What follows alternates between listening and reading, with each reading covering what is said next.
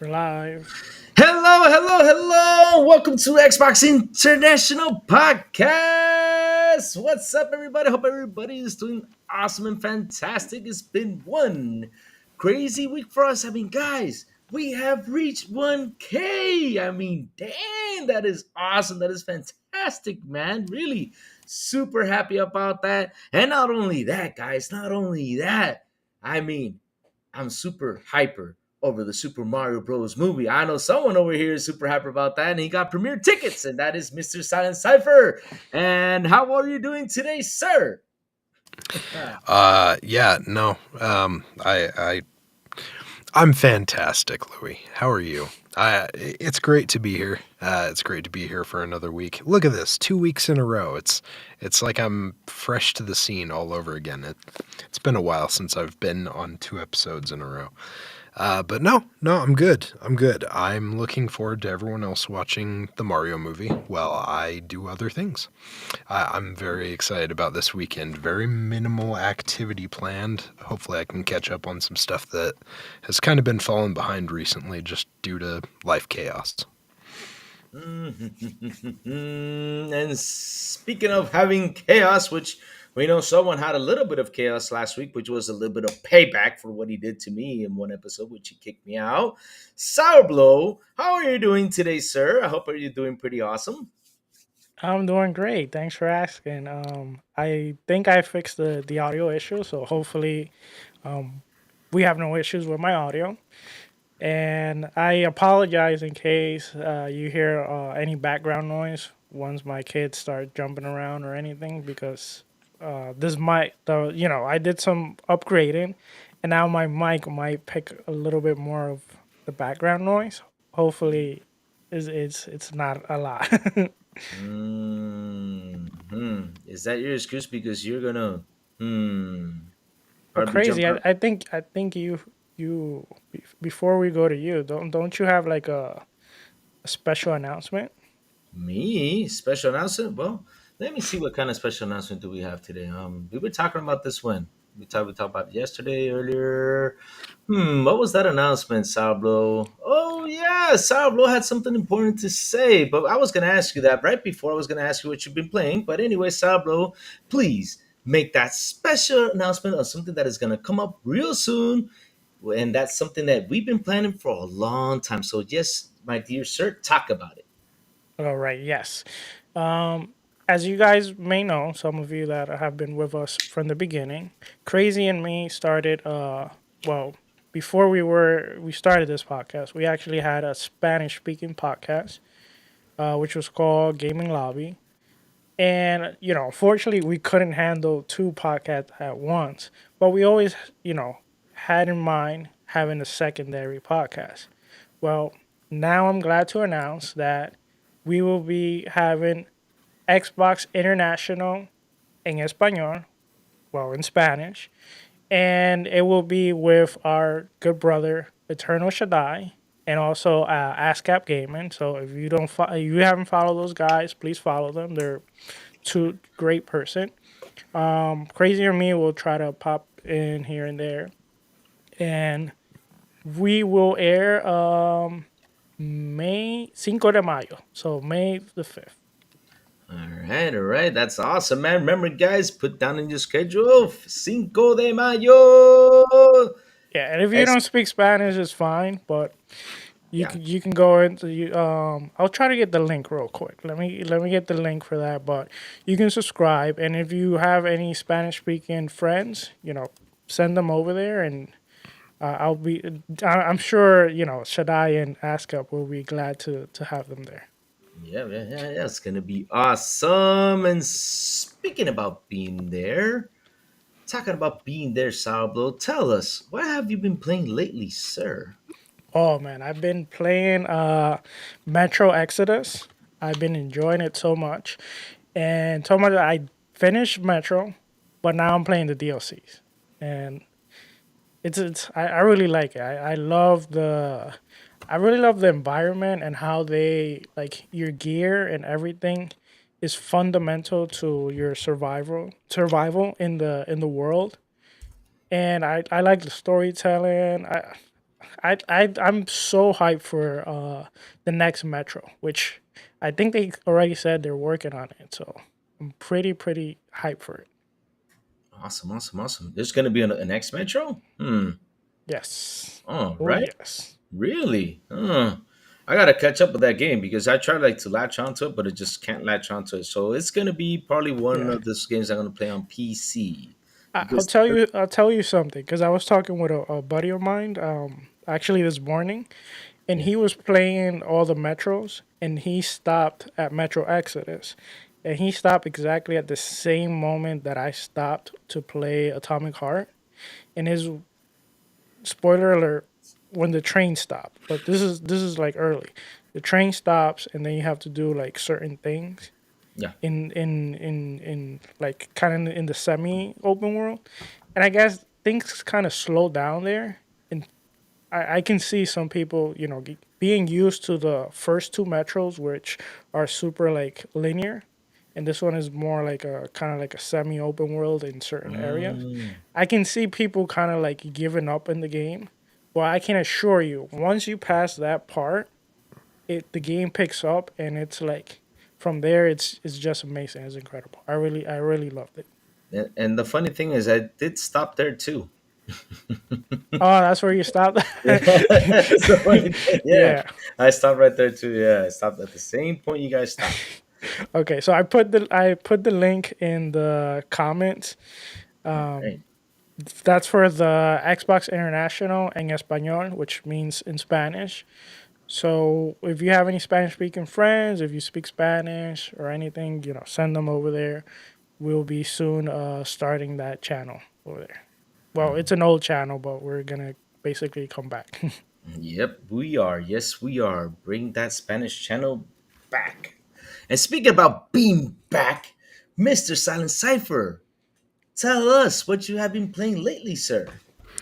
Right. So yeah, I actually started playing some games again. Yay me! I'm finally getting back to some of the backlog. However, Sifu came out last week, and I forgot that game was coming out when it was. And I was very excited about that game from back when it first launched, on PlayStation. So I was really looking forward to it. Once I finally saw, like, okay, we got an Xbox release for this, I wanted to jump in there. I love me some achievements, so that's always a fun thing for me. And I jumped into that game, and I will. Here's a quick Silent Cypher pro tip for anyone who hasn't jumped into the game yet. Don't don't be a big don't be a big man. Don't try and be all tough and act like you need to play on the hardest difficulty. So it's got 3 difficulties. I'll go back a minute, right? So it's got student, disciple, and I think master are the 3 difficulties that they have. The thing I will tell you is you'll think that you want to jump on as disciple because it's the one that they recommend you play first off the bat. However, however, the battles get really difficult really fast when you're in Disciple. After the second or third boss, it's ridiculous, and you're adding so many years onto your life. Because the way the game works, right, is as you die, you add years onto your life. And so your health goes down, but I think your attack goes up a little bit as you're starting to age. The the thing I would recommend is play it through on student.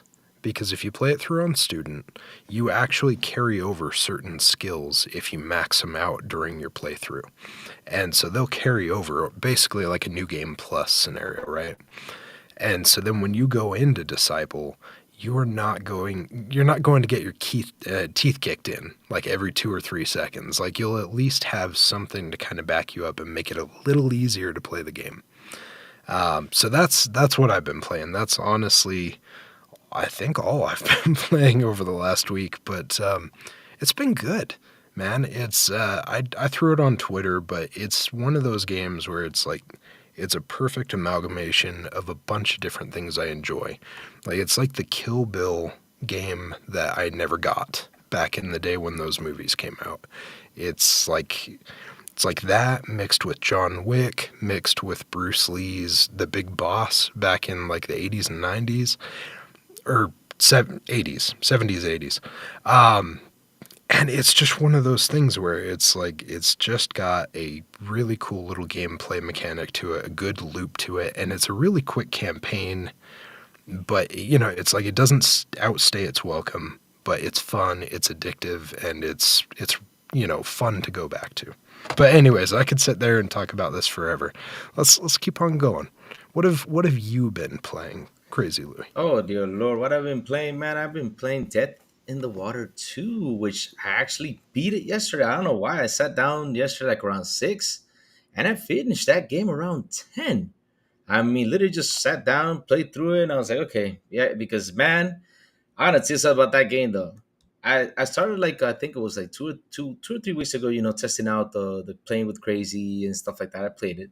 And then I jumped into Summer of 58, which scared the heck out of me. And speaking of that, there's a new game that I gotta play. I mean, I saw it on TikTok and I was like, man, I gotta play this game because if people are gonna see me play this game, they're gonna be laughing and laughing and laughing because hey, this one is scary. Oh my god. And look at Talos. I was laughing at me because yes, he did see me get eaten by sharks. Yep, he did. I mean, he was enjoying that a lot. And man, that game is, oh man, I loved it. I loved it. I'll tell you something, I loved it. And the tip I'm gonna give you, this is the only tip I'm gonna give you about the game is get the shotgun. Don't get anything else. Just get that dang shotgun. The shotgun is the best. I mean, against all them sharks. And hey, guess what? I did not get eaten by a great white. And hey, when I saw that big thing, I mean, I was like, whoa! I mean, literally, I was about to jump out of my chair, and run because man, that great white shark was. Oh. But you know what? I was kind of like missing out on some. Like they should have added more sharks. I mean, I know that later on they're gonna add like a hammerhead. They're gonna add like a dolphin pod where dolphins come and help you out. Fight against the Is, sharks. is this game still like in early access or something like that? No, no, no. It's Or it's it's been out for a while. It's been out for a while. oh, like, you mean like a DLC? It's okay or Yeah. something They're like gonna that. they're gonna put like additional content and something that, if the developers do hear this and something that I'm gonna ask them too. They gotta add a meg. I mean, a megalodon should be in the Megalodon. game. Yes. Well, if they are hearing this, you know what they're gonna do, right? They're But gonna nerf that shotgun that you mentioned. oh, please do not nerf the shotgun. Because literally, they had like a little cool explosion grenade gun, and I was like, let me get this leveled up, and I put the like maximize the explosion, and man, that didn't do crap. I mean, literally, it didn't do nothing. Everything just came at me, and it just made the sharks more mad and come at me and bite me more. So yeah, it was me with my little spear gun until I got that shotgun. Once I got the shotgun, baby, man, I was just yip. Oh man, it was a lot of fun, a lot of fun. And yeah, and next week, guys, Resident Evil 4. Woohoo! You gotta give it a go, man. We gotta give it a go. And speaking of which, giving it a go, Sour! Sour, sour, sour. Tell us about the flight itinerary of today. We got a lot of cool stuff to talk about. And thank you, Wonder and Dutch, for those congratulations right there. Thank you so much, brother. Yes, we have finally reached that 1K, man. Super happy about it. Thank you so much. But Sourblow, take it away with a flight itinerary. All right, so we're gonna talk about The Last of Us. I mean, yeah, The Last of Us, but we're gonna talk about Naughty Dog in general. We got some certain things to talk about them.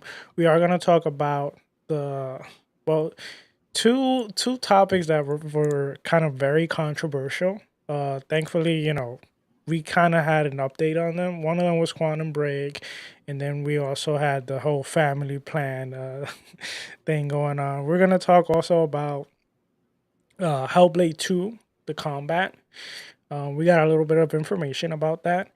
And we're also going to talk about the E3. Unfortunately, it's canceled. So we're gonna give our opinion about those topics. We might throw a few more things in there, but I'm gonna pass it to our captain because he has the in-flight announcement.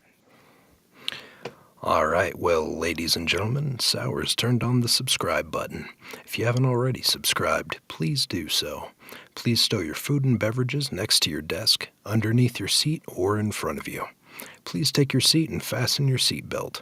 Also, make sure that you've hit that notification bell. We gently remind you that smoking and drinking are not prohibited on this flight.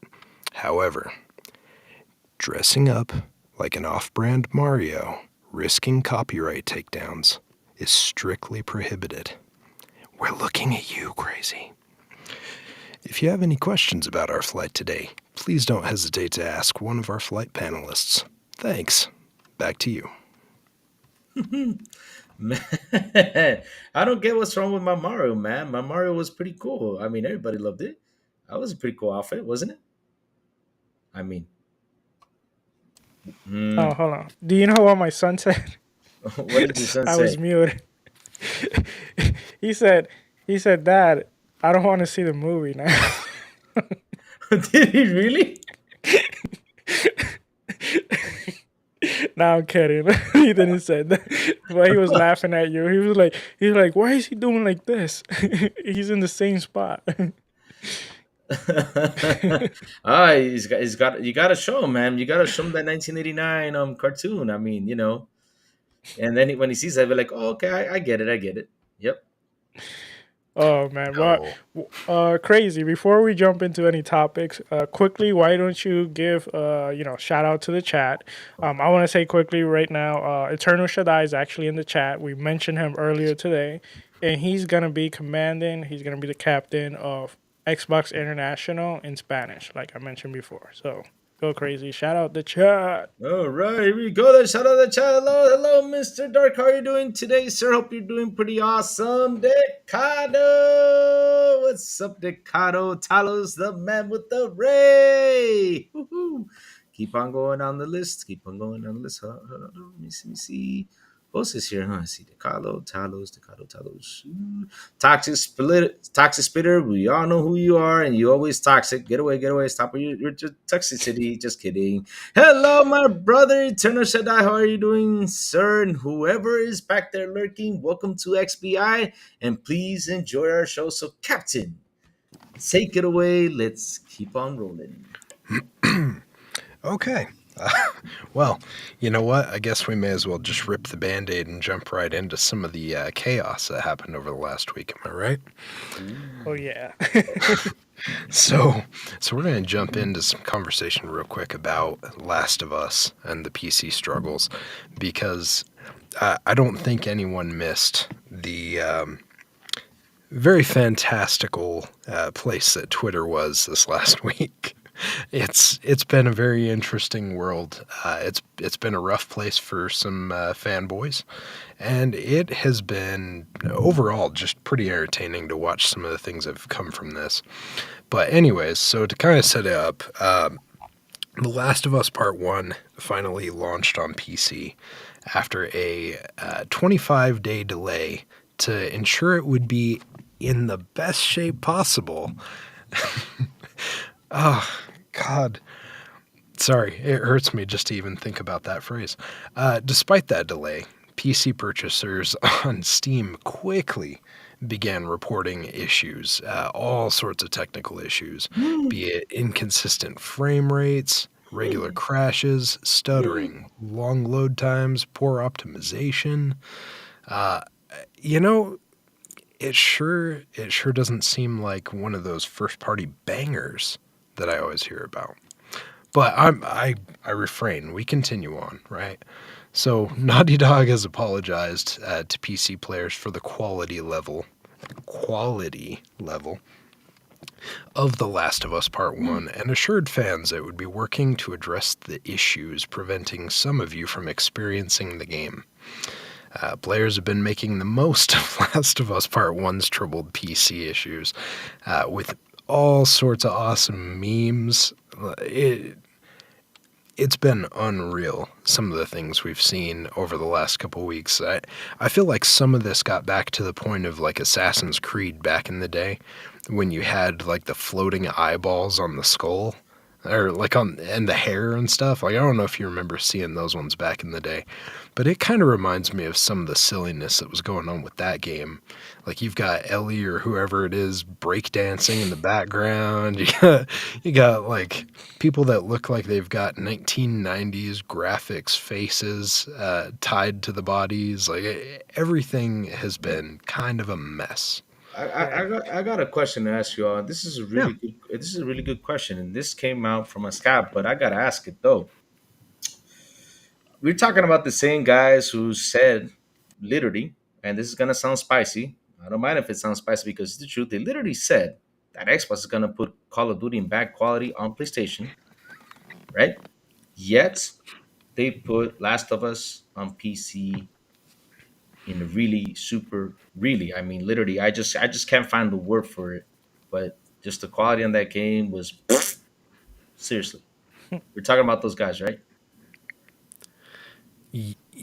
Crazy. It only counts when it's the competition.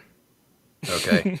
It only matters when it's the competition. If it's you that's doing it, it's fine. Oh, It's just fine. That's how this works in business, actually. hmm. Yeah. I mean, Um, I remember I saw Ellie looking like Gumby at one point. yeah. Oh man. Yeah. I, It's, I gotta say the one with the breakdancing, that one was pretty cool. It was actually cool. It was it funny was. and it looked cool. But some of them looked kind of weird. Like the one where Ellie is in the horse. That Yeah. that looked. I was like, whoa, That one looked a little bit yeah. M-rated, just like the game. Hmm. That one was concerning. There were definitely some issues there, but no, it blew my mind. Some of those ones, like I feel like some of those ones that we saw were nightmare fuel, just because of how bad they were. But yeah, so we move on a little bit. So there are future PC plans apparently by Naughty Dog. So they revealed that they plan to continue supporting the games for both PS5 and PC. Thank God. My apologies, but if you didn't plan on supporting those games after a launch like that, man, I would be feeling pretty bitter about that $60 or $70 price point right now. Also, actually, side note, before we continue on with that, let's just give a big old clap for the idea of that game not being playable until probably 6 months after it launched. Hmm. Yeah, that's gonna be cool. It's gonna be a lot of fun. That reminds me of some No Man's Sky issues. It's Yeah. amazing. So And wait, we gotta wait 6 months to play Last of Us? Now, not they might get patches faster, but the stuff that they've got to cover, the ground they have to cover, I would imagine it's going to take a second. I mean, maybe Uh-oh. it goes quicker.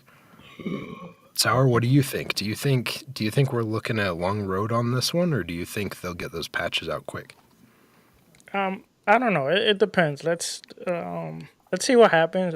I know that they're for a fact they are working on it. They are releasing a bunch of patches. That they already has like it's weird because they got like patch 1.0.1.8. That I don't know why they didn't just call it 1.1 or 1.01, 1.02 or something like that. They have some weird numbers.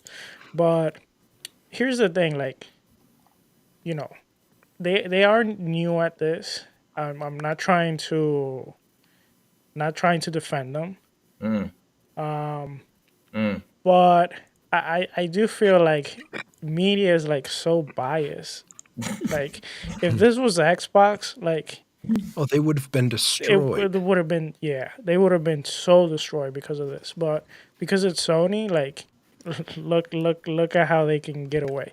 And then there's I know there's people that saying, and this is not trying to throw shade to anyone, it is what it is, but some people are saying, that they're running the game is running great for them, and that's great. When I played Cyberpunk, I didn't have any issues, but I cannot say because when I played Cyberpunk day one, which I purchased day one, that Louis, for example, didn't have any issues, or that Silent Cypher didn't have any issues, because unfortunately things don't go the same way, and you can even have the same hardware, and sometimes it doesn't run different, especially when it's PC, because you can even have a beefy PC, but we gotta remember, like, there's different configurations. There's different apps that you are running. For example, I was having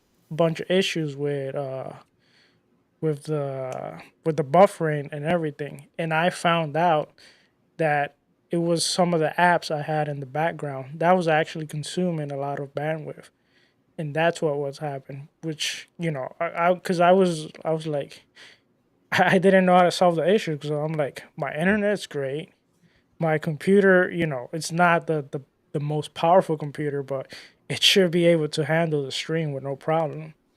And then, after tweaking and researching and looking around, I saw that I had some apps that were consuming more than they should. And the same thing can happen. You can have like a 4090, and maybe you have apps in the background that are consuming more than they're allowed. And also, like, something I was talking with a friend of mine today is Sony. They're very good at, like, optimizing their games, and they focus heavily on CPU.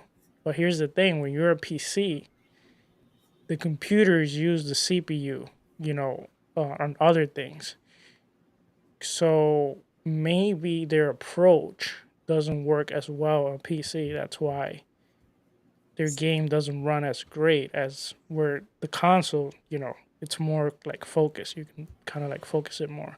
Mm. So I don't know. It's something that, it might take them a little bit of time to fully, like, get it together and kind of like optimize the best way, but hopefully they can. Mhm. That's a game I want to play.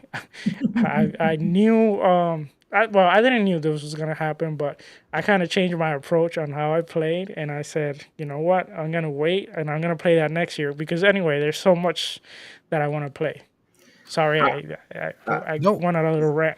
no, you're it's good. okay. You're good. You're good. I'm gonna interrupt Crazy real quick before he Yeah. goes off on his little bit, but Yeah. Because I did want to say thank you for bringing up the updates and the patch and stuff that they're working on, because they did have some fantastic notes for the hot fix that came up, discussing a couple of my favorite key ones. One of which was fixes an issue which keeps people from being able to start the game. That's a pretty good one. I would argue. I know that a lot of PC system setups and stuff are different, but I would imagine if they did a fairly large scale test, that they would have run into that one sometime early on, at least once or twice. Of which, if you did, like, shame on you for releasing it. I can't imagine that one not coming up more often, because it seems like it's been a pretty regular occurrence. There was also another one that kept you from finishing the game because the credits caused the game to brick. That was pretty fantastic. Also, like, I don't know. I mean, obviously games are gonna have issues. Things will occur, but Mhm. man, like, some of those type of issues alone are pretty egregious. When I'm gonna try and boot up your game and I can't even start your game, or I can't even finish your damn game. Pardon my language. Eh, Louis, what hmm. what were you gonna say? You look very intrigued. Yes, I do, because Sourblow is trying to defend. I'm going to tell you something, Sourblow. Right now, as of this moment, precise moments, they got to watch themselves on what moves they're going to pull. Because if you're going to go out there and criticize a company that is buying another company and saying, hey, they're going to probably make this game worse on this port just to get us, just to screw us. Like, they literally, how they've been saying it, with Call of Duty. everybody's gonna watch you now. So right now, you gotta watch your moves. And by you opening this game in this port and the PC port and the way you made this game on the PC port, I mean, it tells me you're being a little bit of a hypocrite, a tiny little bit of a hypocrite, because you're right now saying that if Xbox is gonna bring a game over here, they're gonna bring it broken. Yet you bring your game of one of the biggest titles, your biggest titles out there, which is The Last of Us. I mean, that's a game. Look at it right now. It's got a TV series, which was a banger. I mean, I love the TV series. It was awesome. And yet you bring this game to PC, and people are right, like yes, we want to play this. I mean, we want to sit down and play this. We want to see what this. But I want to compare it to the TV series. I want to play this. Let me go through it, right? And man, you bring out this game with all these issues. Man, that looks really bad on your side. I'm sorry, that looks really bad. So you got to watch your every move. I mean, not only The Last of Us had issues. Look at Horizon Forbidden West. I mean, for Horizon Forbidden West, I'm not kidding you. Their last patch was in August, and the game released in February. You know how many patches they had to put in that game till Yeah. August? That was a lot of patches, my boy. A lot of Yeah. patches. So seriously, Well, they well, gotta watch out for what they're doing, because people are gonna look at them. They're looking at them right now, especially with the stuff that's going on with the whole ABK deal.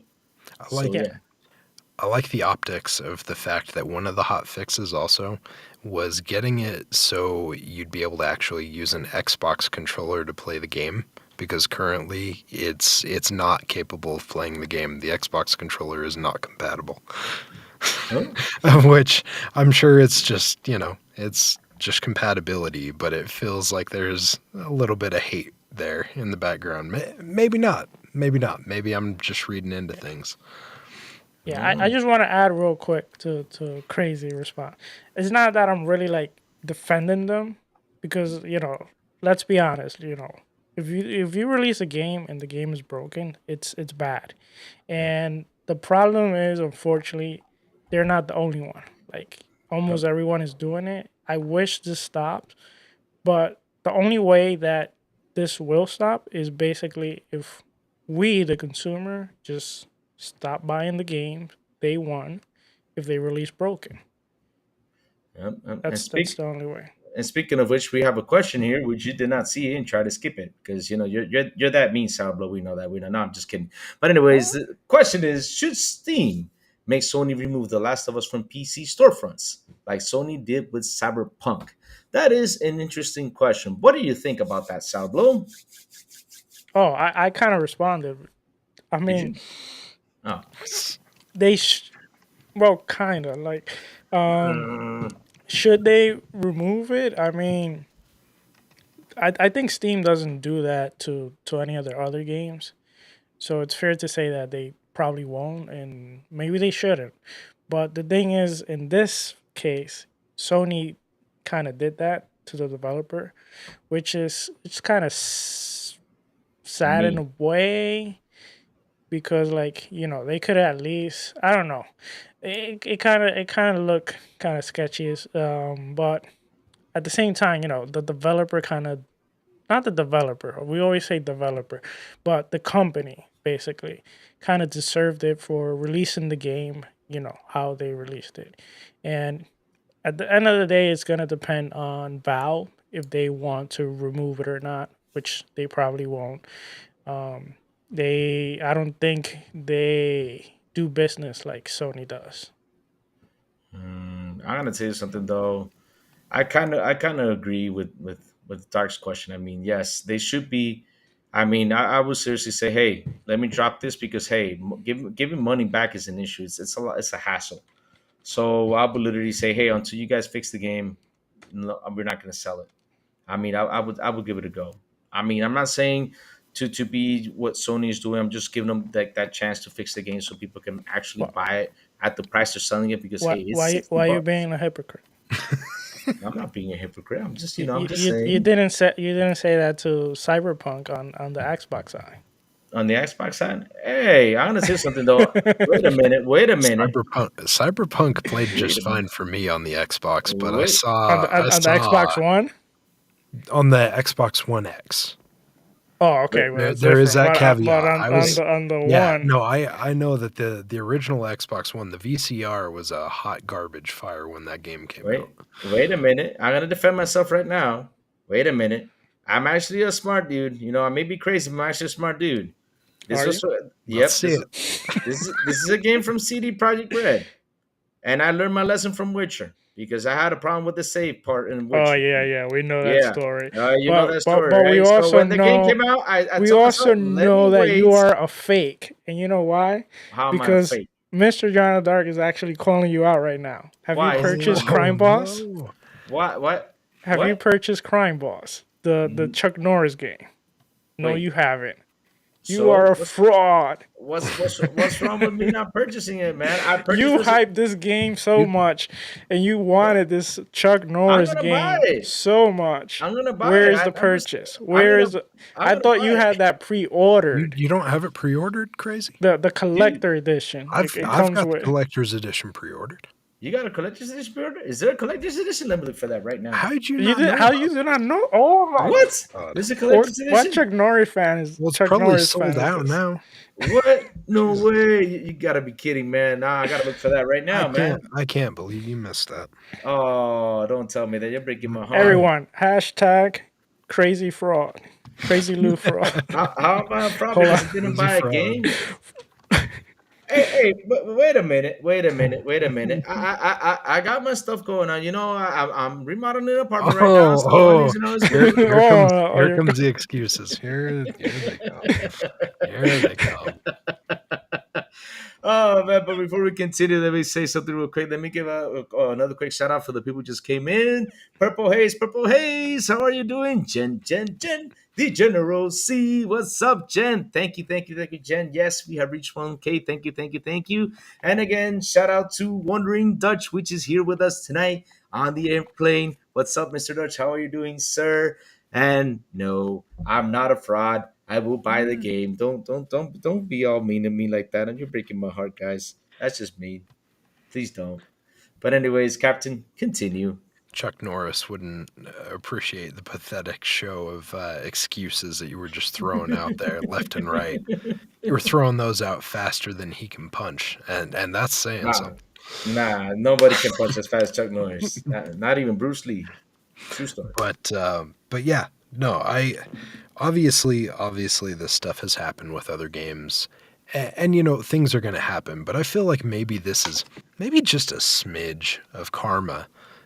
You know, if you believe in it, I feel like maybe there's a little bit in there for the fact that they threw a big stink about Cyberpunk when that came out, and they ripped it off of their actual services, and they're like, no.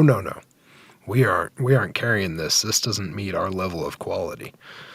Well, does Last of Us on PC meet your level of quality, Sony? That was the question that was the question I was gonna ask. So I mean, with all the issues going on, should it be, just because seriously, I know giving money back is a hassle. It's gotta be a hassle. So if it should it be taken down till they fix it? I mean, I'll tell you something though. I mean, I think it should, no, you guys, because really, Yeah. if this game is having so much issues, I mean, it should be taken down till they fix it. And once they fix it, put it back up. It's better Honest, than just giving all that money back. It's worse. honestly, you know, I mean, obviously, like as a company, you have to damage control. You got to figure out and assess like what's the better situation. But in a situation like this, or I would even argue with like Cyberpunk when that came out, personally for me, when I was hearing about people talk about the issues they were running into, all I could think was like, pull this game from all the services, take it out so the devs can focus on the issues, and as they're releasing patches and stuff like that, they can test it. They can see if they can catch more issues as they fix other issues, because as we know, as you fix one issue, another pops up. It's just like when you're a supervisor at a job, right? Someone's being a pain, you get rid of that pain, or you fix the issue, and someone else raises their hand. They're like, I want to be your mess up. So, you know, it's one of those things where it's like you need to be able to remove the game from the services so you can actually focus on those issues and try and actually do a blanket patch across everything. Because I feel like if you're just doing hot fixes here and there, you're just going to continue to run into more issues, and you're going to have to keep putting out more and more fires because you're going to keep building more bugs in the process. Or at least that's what my very simple game dev brain says from the minimal amount of coding that I've done in the past. As soon as you mess around with something, another issue comes up. As soon as you fix it, another one comes up. Yes, sir. But we will go on a little bit. So like I was saying, Naughty Dog has revealed, obviously, that they're going to support the games. Thank goodness. Rest assured, PC players and PlayStation players, that they are looking forward to sharing more information, whether you prefer the DualSense controller or a mouse and keyboard. Developing for both platforms empowers them to incorporate lessons learned from either of the overall design of games.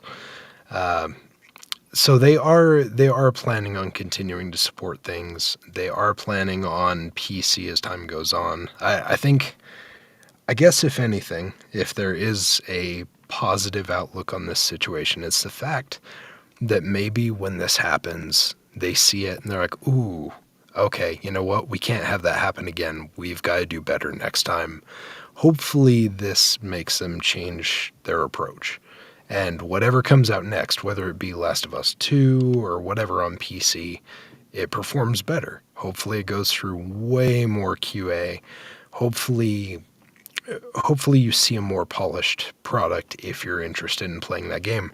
Or if you feel comfortable about being a day one adopter of the next game, right? Like this, that's why I say, like, it's almost worth just pulling the thing from the storefronts in general until you've got it cleaned up better. Because like when this next game comes out, you know there's going to be a lot of people hesitant to even adopt until at least a couple months down the road, just to make sure that everything's good, you know?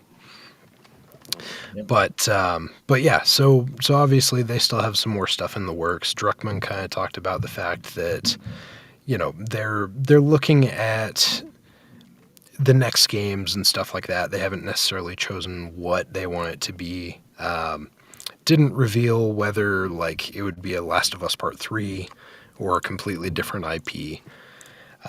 He said, at the end of every project, we purposefully explore several different projects. Some of them might be a sequel, and then a bunch of new ideas. And then we feel like where do our passions lie? Hopefully their passions lie in bug stomping, because that's what they're going to be doing for a minute. but enough of that salt. Enough of that mudslinging. We'll continue on to some other things, right? Because I feel like we spent a lot of time on that one. So another thing that we did want to talk about is, of course, Quantum Break being removed from Game Pass this last week. So obviously this scared a bunch of people because people were thinking like, okay, this is a situation where now that Remedy is separate and they're away from Microsoft in regards to these rights and stuff like that, maybe there's an issue that there was a breakup. Maybe Quantum Break is no longer a home for Xbox. Maybe things are shifting.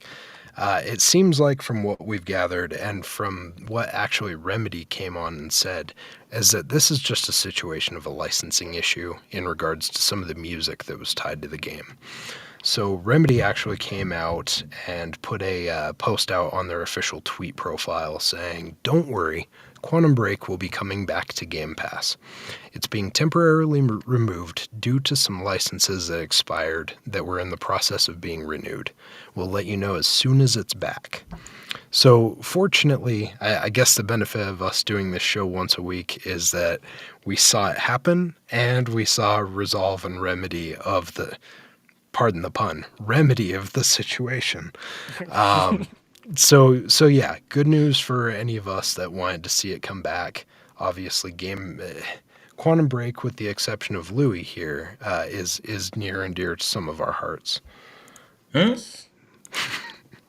But that's good news for everyone. That's good news, and hopefully, because the thing that I always get worried about, because I look at something like Forza, right?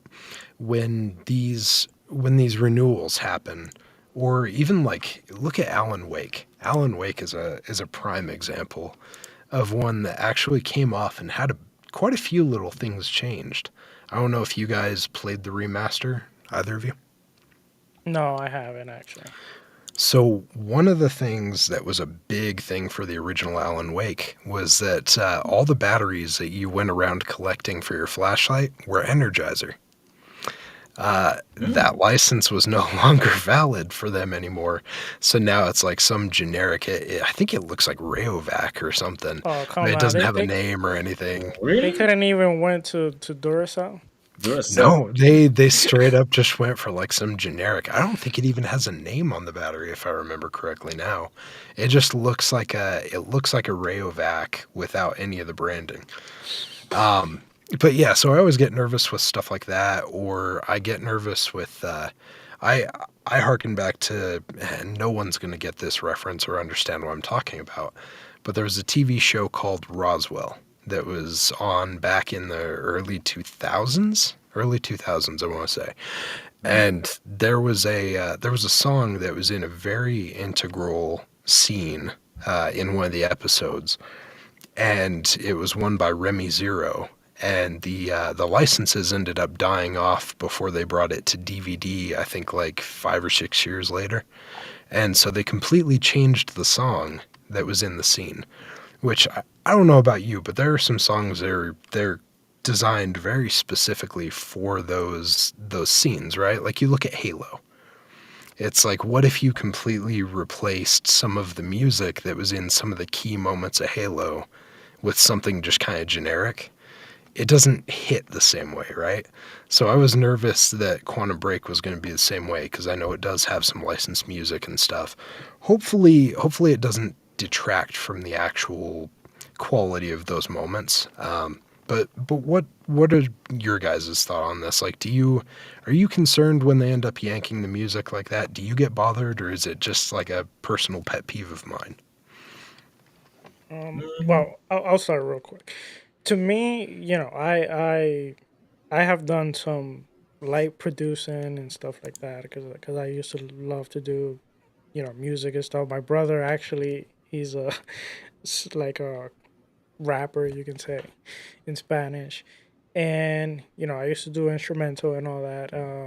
And to me, music is fundamental, especially like for the gaming experience. When when there's certain certain moments that there's key music that hits it, or key sounds that's fundamental to the game, and changing them, sure, you can replace them to like similar, but it's not the same, especially like at the moment of development, like you kind of planned for this, and like trying to replace it's not the same. So I think that's unfortunately that's very bad. I hope there's a way that they can figure out licensing for the future, where all these games, like, basically when you create a game, whether it's a brand, whether it's music, they should be they should not be removed. Like, Yep. there should be like a lifetime commitment, and I think it's very sketchy by the other company to actually do these kind of like, let's say, a 10-year commitment or something like that. Yeah. And I'm like, sure, things could change, but at the same time, it's like, if you agreed for this specific game, like, you should just keep it there. And it's kind of Yeah. like promoting your brand anyway. So Yeah, I don't understand why take it out because I'll tell you something. I mean, let's go to like old movies. It's like if you take the Jaws song out of there, like for something, and you yeah. add like the Indiana Jones music to it, then when the shirt comes out, I mean, seriously, that would literally just kill the whole commotion Can out of you it. imagine? Can you imagine that? That would be amazing. Oh, yeah. Oh my god. You may as well just throw Indiana Jones in there too. So then when the Yeah. shark comes up, he's like, He wakes up. the painted But- man.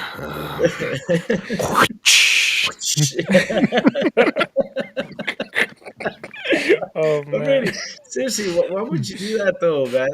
This is wrong. I mean, why take away, just in case, guys, that silent Cypher's chair that does that sound, that does not mean he pooed it, just in case though, please. Did that come through? Yes, it Oh my did. Yes, god. it did. So that's why Dude, I came this out. this microphone, God bless it, it is really good at recording, but man, it catches all the noises. So yeah, my apologies. This leather chair is a little squeaky. So Yeah. my bad. Same thing with the The batteries. chair, right? Yeah, the big chair. Same thing with the batteries in Alan Wake. Why take it out? That gives you promotion. I mean, hey, why the heck not? I mean, Alan Wake is about a guy with a flashlight. With that flashlight, he kills those monsters. I mean, it helps you. It promotes your batteries, man. It tells you, hey, Energizer. It gives you the power to shoot up ghosts. Oh man, see, I just made a promotion. So why take it out? Seriously, that's just dumb. I mean, just leave it in. Well- It promotes all your stuff. Same thing with the music. I mean, Alan Wake, not Alan Wake. I mean, Quantum Break. It has really good music. It really did. So I don't get it. Oh, because license deals, blah blah blah. Dude, leave it there. It gives you promotion. Like me, for example, I sat down and played it. When was it? Like a couple months ago? It was this year. I beat it. Right? I played it a couple months ago and sat down here, and thank God I did, which I enjoyed it. So now you're taking away the music. I just keep it. Just keep Let it. me ask you guys this question. It's kind of related in a way, but it's kind of out of the topic. Would you Yeah. guys be fine? Because, looking at the future with cloud gaming and adding, I guess, adding like development in the cloud, would you guys agree to add the ads like seamlessly on the video games? Let me explain how. Like, if you're playing, let's say, the next Grand Theft Auto, you know how you will have the billboards. Maybe you have a Coca-Cola billboard, Yeah. or maybe like the products are actually actual brands. Would you be okay with that specific thing? Ubisoft did a pretty good job with that. I think it Yeah. was with Rainbow Six, was it? That you saw promotions and stuff on billboards and stuff. They did an awesome job with that. Yeah, And that's, because I I mean, think if they you're, did it on Division or Ghost Recon also. they I think did, even Death Stranding, I saw they had like Mountain Dew Yeah. or something. Yeah. yeah, but yeah, Um, like I was saying though, if you're gonna have like ads and stuff like that, yes, put it on billboards. Please do not like put a commercial during the game. Really don't, because really, I was watching Twitch today. I was watching the show. Those commercials popped on. I was like, damn it, I hate those commercials. But yes, I get it. But don't do that, please. Yeah, I think just to give my quick take, yeah, I Right. think if you do it like that, billboards, the actual products. For example, if you have played High on Life, where they have like a whole movie on the screen, like sorry, you can have like commercial in the TV, and I'll be fine with that because that's something that if you want to sit down and see the commercials is up to you, Uh, but don't add things that are like in my face, like forced. force, and I don't know. yeah, That I get it. basically that hinders my experience. Sorry, I, my I gaming got experience. I got a question about High on Life real quick. Since you talk about High on Life, do you actually see the whole movie when you sit down and watch the TV? Oh Because yes, oh yes you my do. oh The my god. whole movie, and they have a few movies. I think Oh no. Do they they There's give have all their commercials are I hilarious. don't see the commercials. Just though I sat down for like half an hour and say, but seriously watching the whole movie? I was like, I have nothing to Yeah. do. No, because when you go to the TV and it's a Yeah, movie, it's with no commercial. It's just the yeah. movie. Oh, But there's like places where in the TV screen they have like commercials, but it's like commercials. It's like just like okay. comical commercials. It's like it's hilarious. All right. Sorry to derail, but let's keep No, on no, you're going. no, fine. no, you're good. So crazy. The only thing that I was going to say real quick in regards to the ads, because I think obviously they're structured in different ways, right? So the Energizer one, I think that was a situation of Energizer paying Remedy for that, or paying Microsoft or whatever. Whereas like the music is usually you coming to them and being like, we want to pay this specific music group or chain or whatever for this music. So in that situation, I understand it, because at that point it's a situation of like the well's dried up from Energizer paying the guys from Alan Wake. So like, well, yeah, we're not going to free advertise your freaking batteries because you're not giving us any money. So I'm sure that's the same type of thing with the music, but I would argue that the music one benefits people more in general. Like, especially some of these games, when people go back, it's like a time capsule on its own, where it brings you to a time and place of where certain music is definitely not the same music we have now, right? Like, some of those games do a really good way at preserving those and getting people interested in music that maybe they wouldn't have caught otherwise. I look at the Forza Horizon games, and those are a prime example. I can't count how many times I've heard something in one of their soundtracks for those Horizon games where I'm like, oh, dude, I really like this. You know what game had a cool music intro to it, and that was Splinter Cell, but for the Xbox version. I think when it came out for PlayStation, that music did not Yeah. go through the PlayStation, and that was something that was really disappointing, because that song, the name of the game, really got you pumped up, to play Splinter Cell. It really matched up with the intro of the game. That was awesome. Yeah. It'd be like if they went back and they pulled the song Snake Eater out of Metal Gear Solid Snake Eater and replaced it with like Staying Alive. But anyways, we continue on. So one of the other things we wanted to touch base on, we won't say too much because I don't think any of you guys have played any of the new Vampire Survivor stuff, right?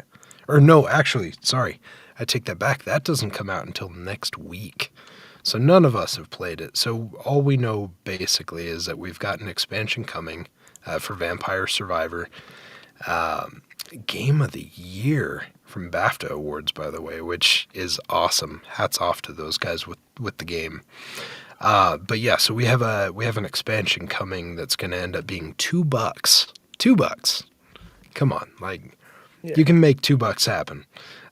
So this new fantasy-themed DLC is going to be called I'm going to butcher this, Tides of the Fosari. Fosari? I don't know. I have no clue. But anyways, it includes 8 new characters, has 13 new weapons, a new stage, and like I said previously, comes out on the 13th. So we're only a hot 8 days away from that one coming out. Obviously, Sour, you played a bunch of Vampire Survivor. Oh yeah. Is this going to get you back into it? Or are you excited about this DLC?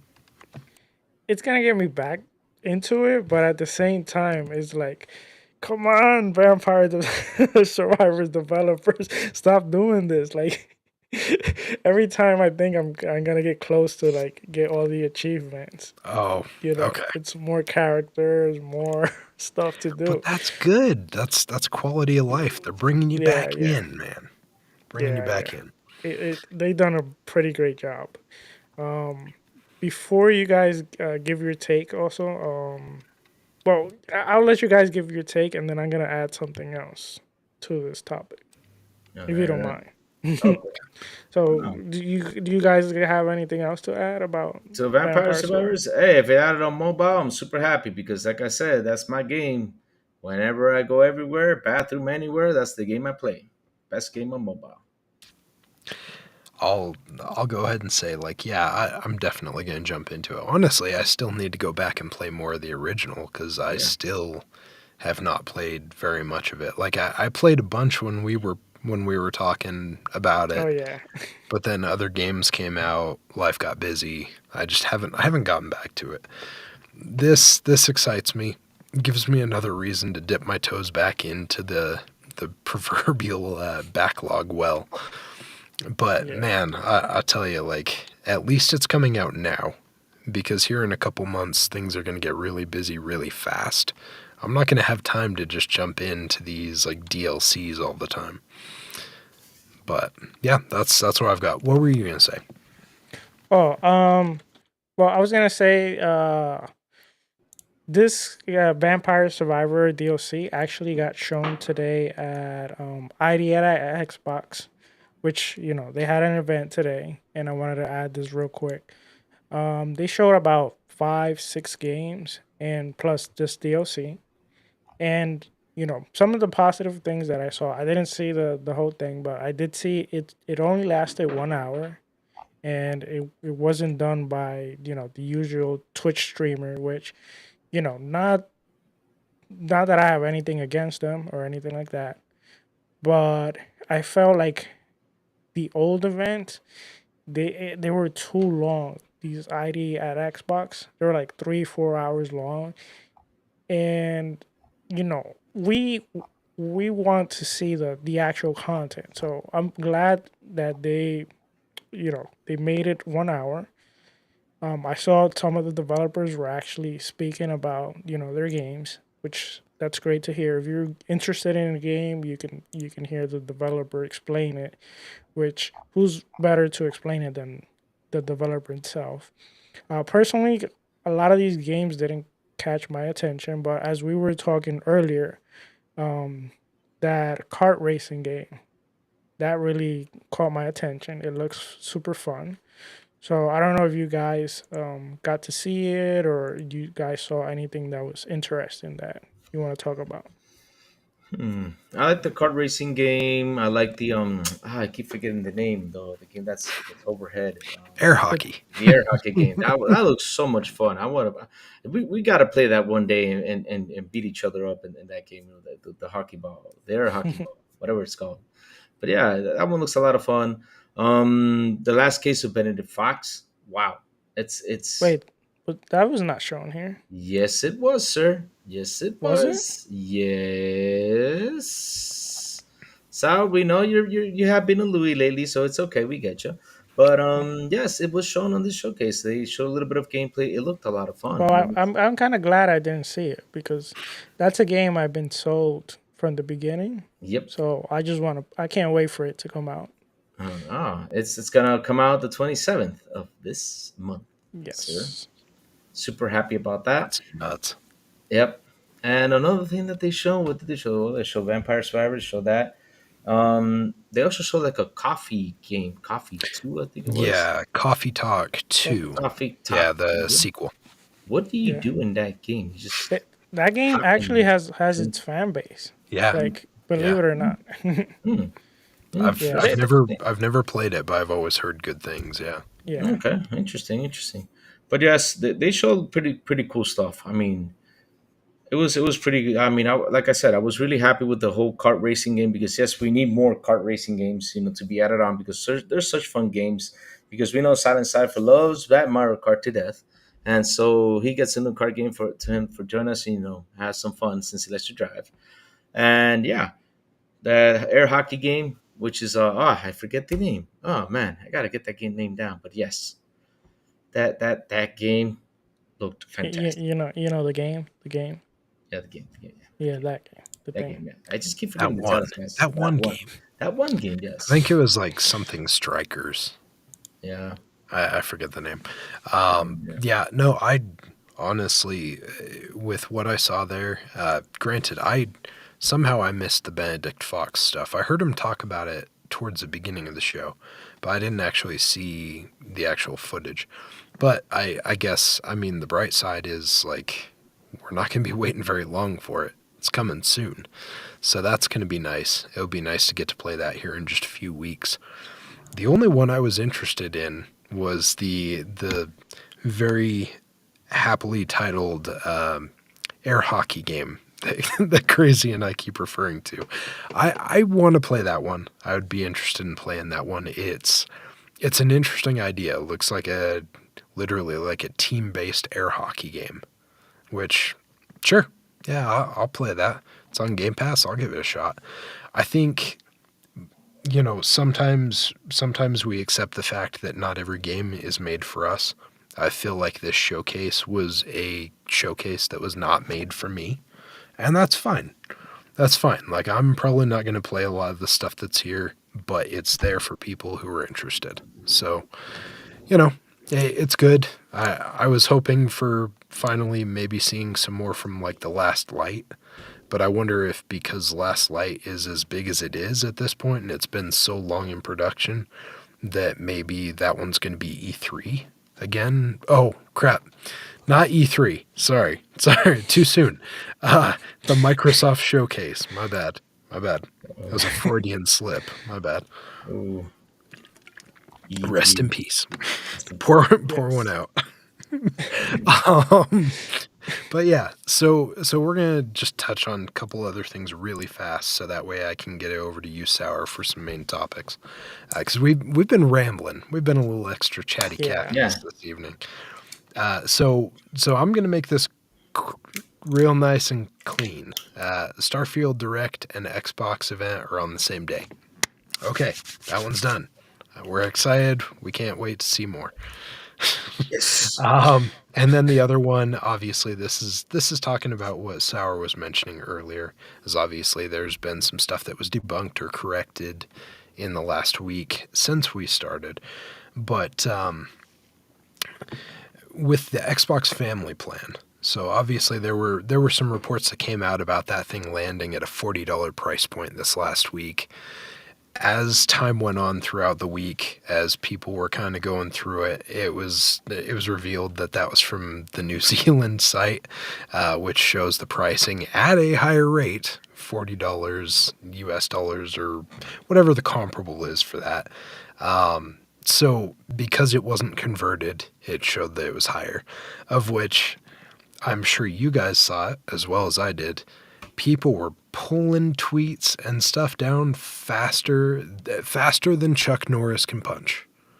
There was a lot of damage control out there on the folks that are against Game Pass, and they got a black eye because it turned out that they were in the wrong. That was fun. I enjoyed that part. Yeah, It was good times.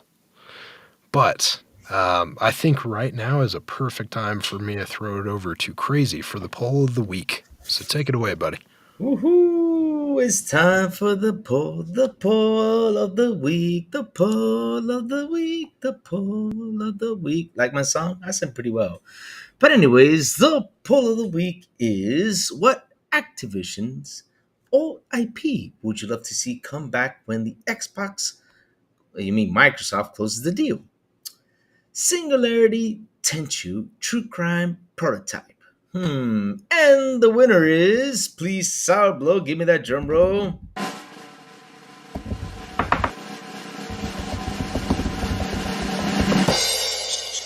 True Crime! Yeah, why True Crime though? I'd rather have a Tenchu. Tenchu kicks butt. But yes, True Crime came in first. Second with a 43%. Tenchu came in second with a 27%. Prototype with a 20%. And last but not least, Singularity with a 9%. But yes, I would have preferred Tenchu. There needs to be a Tenchu made, man. Tenchu is a really loved game that needs to come back. I do not know why they have not brought it back, but yes. True Crime is amazing. So I don't know what you're talking about. Man, you need to play Tenchu, man. Tenchu was the bomb, man. Tenchu was great, and I was right there with you. I voted for Tenchu. So yeah, Tenchu is great, man. I mean, I remember when you chop out those arms, you hear the blood spit everywhere. Oh man, yeah. That was good times. Good times. Why do I need True Crime when I've already got GTA? Yep, and not only that, I can say, why do I need Tenchu when we got Sekiro, we got Neo? No, it's not the same. Trust me, it's not new. Because Tenchu is a fun game, not an abuse simulator. Yep. True Crime was fun. Sure. It was really, really hot when they brought Snoop Dogg to number 2. Well, I'm talking about the first one. but I got a good one for you, Sourblow. Why would I want a True Crime game when we can get Sleeping Dogs 2? I haven't actually played Sleeping Dogs. Oh, you need to play it, man. I purchased it because someone in the chat recommended it, but I haven't gotten to it. You know you want to know how many times I've beaten that game? 15 times. That's how much I love Sleeping Dogs. I'm not kidding you. Really? 15 I times. don't Yep. buy that number. I think that's Yeah, a yeah. nebulous number, No, just I'm like not kidding you. No, no, beer. I'm not lying to you, man. That's one of Mm. the highly I bet you played played games for it a me. few times, but I doubt you beat it No, no, 15 no. Sure, times. he did. 15 15 times, man. times, like the 15 times. 150 beers. Yeah, No, no, I love it that much. I 100%. mean, yeah, I'm not kidding you. yeah. I love it Like that he much. did Quantum Break. Hey, Quantum Break, I beat it the other day though. But yes, Sleeping Dogs, man, Oh, it's one of my favorite games. you Seriously, beat But Quantum but Break anyway, a few anyway, years after you said Lou, that you actually played it. what's up? time for the main topics. So Yeah, let's jump let's into. talk real quick into Hellblade 2, the combat. And before I start reading or anything like that, what is your guys' expectation for Hellblade, the combat? Like, what do you expect? Crazy. What do I expect? Honestly, something that you're gonna kill me. I have not played Hellblade. Oh my. Nope, I have not played it. You guys remember I told you guys before I have not played it. You guys told me play it, and I remember that my headphones were broken, so the new ones came in, and I forgot to play it. But yes, it's on the list for me to play. It's on the list for me to play. I will play Oh it. Though. I will my play it. God. Yeah, I will play Here, it. here, this is what you get, crazy. What am I gonna get? Yes, yes, This. Hey. yeah, yes. Mm, mhm. Anyway, Doesn't what matter. about you, Silent? Did you play or? Thanks for asking. Yeah, I did play some. I've not played it all. I think I got about halfway, maybe 3/4 of the way through. That game is slick. But the thing I will say is the idea of the combat being upgraded is definitely needed. That combat was kind of rough. Yeah. Most of that game was pretty solid. That combat definitely could use a sprucing up. And so the fact that they're, putting a bunch of effort into this and they're really working on it, I'm excited, honestly. Like anything seems like an improvement from the original fighting system. I think they've got a lot of, they have, in my opinion, they have nowhere to go but up, right? As far as quality for the fighting mechanics and stuff. Based on what we've seen so far, especially looking at that one trailer we saw, last year or whenever it was, with the huge giant freaking crawling Yeah. across the sand. Like if you have a decent fighting system into that and you have some pretty good like time-based actions and stuff, yeah, I'm all for it. I'm quick, stoked. quick question though for you guys. Senua, isn't she a witch? Just asking real quick. No. She's not a witch or anything like that. No, no, not at all. Not at all. Oh, crazy. No, no. I'm just asking though because I've not played the game. I'm Yeah, just you have to play the game and you have to beat the because game to really understand it because because she hears voices and stuff like that. But yes, yeah, but I'm gonna tell you something though because for me, like for the best combat game I've played, combat, fighting style, kind of like the same. Mortal Kombat. No, Hey, uh, Mortal Kombat's great. Don't yeah, Mortal Kombat's great. Mortal Kombat's great. But stop it no, with that. it's not that. I'm talking like, for example, for me, one of the best combats I have played, like in sword fighting games and stuff like that, is Code Veronica. Shadow Mortar, all the way. I mean, the sword fighting in that game is excellent, and if they can simulate that and make it more brutal, kind of like that, make it more like that into that game, because I have seen people play the game. I mean, I watched Parent Plug played it. Shout out to Parent Plug, which he beat it, and I saw it and I was like, oh, it looks kind of simple. He only did like a couple, two or three Well, moves. well, let me talk a little bit about what they've Yeah, been go for doing. it. Yeah. So we know Hellblade was actually announced the day that the console the Xbox Series X was announced, which to me one of the most amazing trailers we got. That trailer was amazing, that teaser trailer. And after that we have received several updates, which everything that they have shown looks incredible from this game. It's using Unreal Engine 5, and they're using new technology such as photogrammetry techniques. They're using new full face and body motion capture tools. And we can see that the studio is really like focusing on bringing like the most. realistic game they can. They're also actually making the psychological horror game called Project Mara. Project Mara. Maybe I'm saying it wrong. Which which as we saw like the video they shown, it's pretty impressive. But anyway, going into some of the details from what they've been working on the combat. According to and Tinnitus, maybe I'm saying it wrong.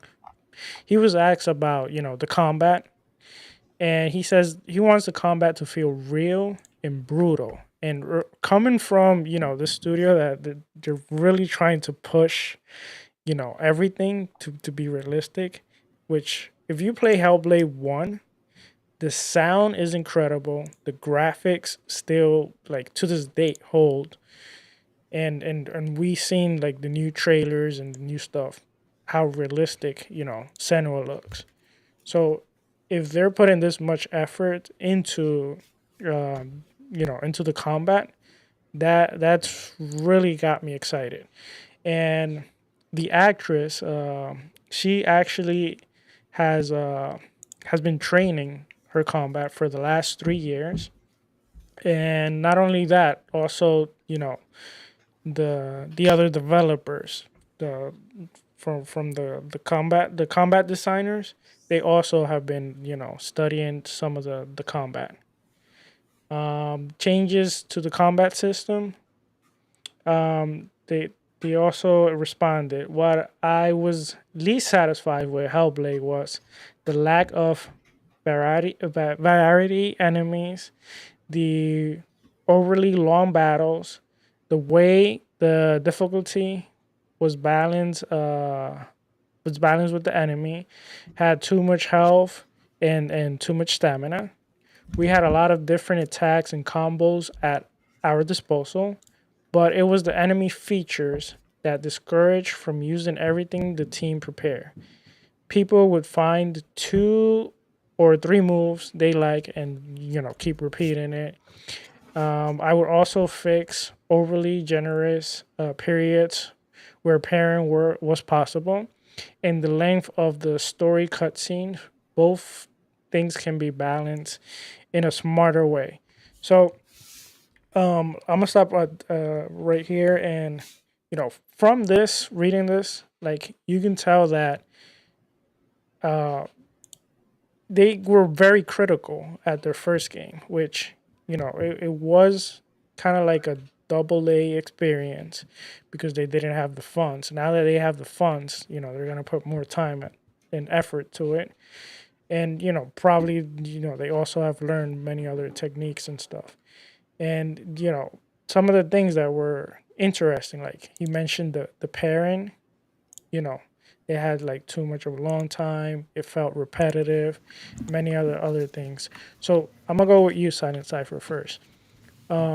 Listening to this, what comes into mind in terms of combat, and how much of it, like how much of an improvement do you expect in the combat? Listening to the developer talk about this.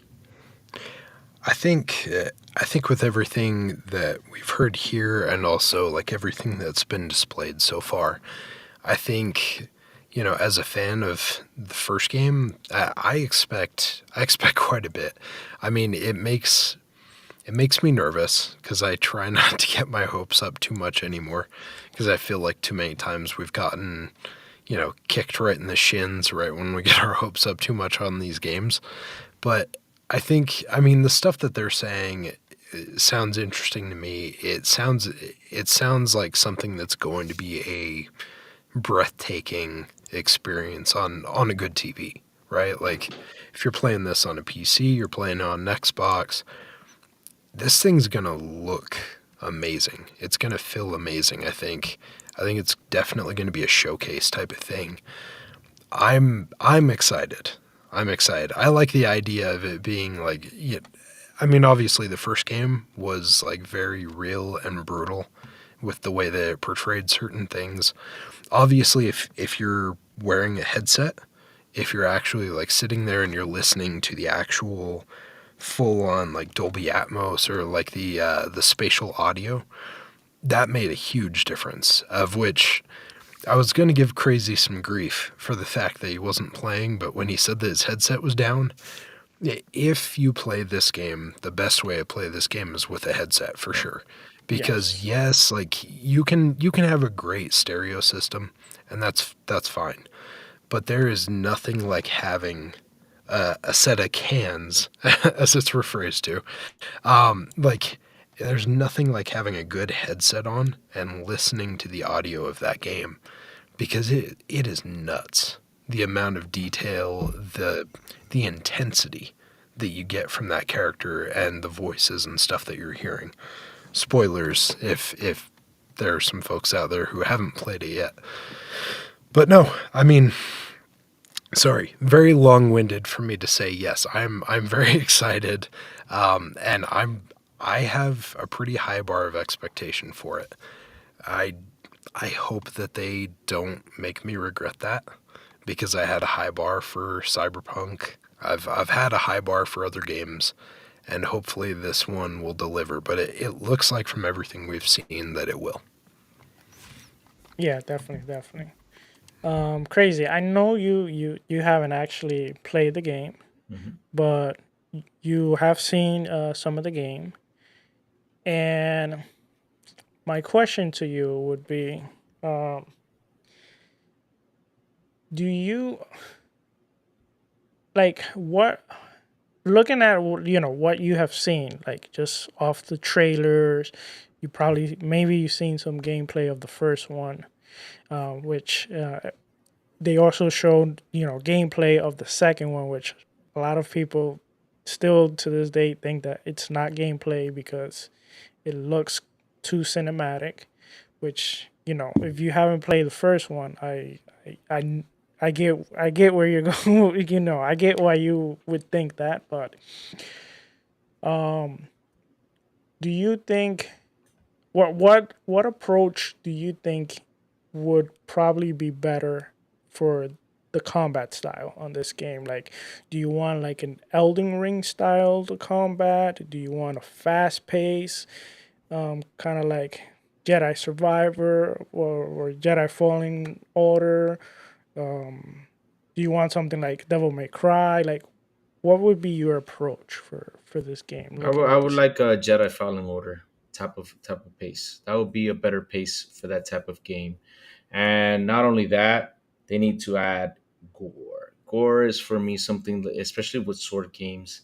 Unless if it's gonna be what's it called? If it's gonna be a team game, okay. If it's gonna be a mature game, they should add gore. Gore is super important for those type of games. Because really I like if I'm playing with a sword game, I like being able like to chop somebody's leg off or fling him around, cut his arm off, the monster's arm off her head, something like that. well, Make it fun. in the first one, Yeah. I think gore wasn't like really an option because you weren't really fighting like like humans, Okay. so You're fighting like it, ghost things. Okay. Okay. it was kind of like, yeah. So I so I don't see. So it's all gonna depend on the enemies. Yeah. They did say that they're gonna have different kind of enemies, which is great. Um, oh, I actually wanted to mention real quick our friend Ecstasy that was actually here last week. Hmm. He did a video in which he mentioned some of the things that he discovered. One of the thing was that there's supposed to be a mechanic that they initially started working with. He doesn't know if it's gonna come at you know at the end of the when the game releases because development could change. But there was something like where Senua can actually command other people to like do certain attacks and stuff like that, or I guess kind of like I played a binary domain where like you can tell them like cover me or in this case it's not covering me because it's not shooting, but you know maybe you can command them to do different things, which that's kind of interesting. What's your thought on that, Crazy? Repeat that again, Sarah. I got kind of lost for a moment. Okay, basically, Yeah, you're sorry gonna about that. you're gonna have the option with Senua, the Yeah, main character, yeah. to command others to fight for her. What do you think about that? Oh man, just as long as it's not going to be like whoa long, because that's something that I was a little bit of annoyed with that with Wolong. With Wolong, having the NPC go over there and fight, because in the boss fight, I just let the boss kill the NPC so that way I can focus on the bosses.